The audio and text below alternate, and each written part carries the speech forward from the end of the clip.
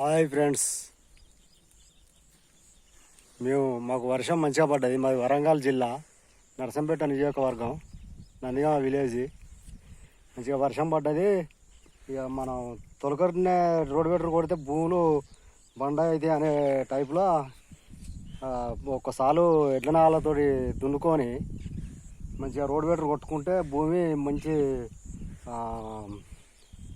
దుక్కి పడుతుంది. మంచిగా మొలకలు కూడా మంచిగా ఏపుగా మంచిగా ఏరు వ్యవస్థ మంచిగా ఉంటుంది. మొక్కజొన్న కానీ పల్లి చేను వేసుకున్నా పత్తి పెట్టుకున్నా ఇట్లా దొడ్డు గడ్డలు గుంజుకొని రోడ్డు వెటర్ కొట్టుకుంటే ఎడ్లు ఉన్నోళ్ళు ఇట్లా చేసుకోవచ్చు.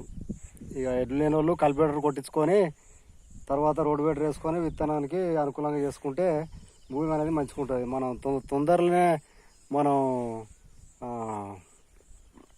రోడ్డు వెటర్ కొట్టిస్తే భూమి బండలు ఉండి కింద ఏరు వ్యవస్థ అనేది మంచిగా ఉండలేదు, పంటలు మంచిగా ఉండలేవు. మీకు ఎప్పటికప్పుడు నేను పెడుతూ ఉంటా. నాకు షేర్ చేయండి, లైక్ చేయండి, సబ్స్క్రైబ్ చేయండి.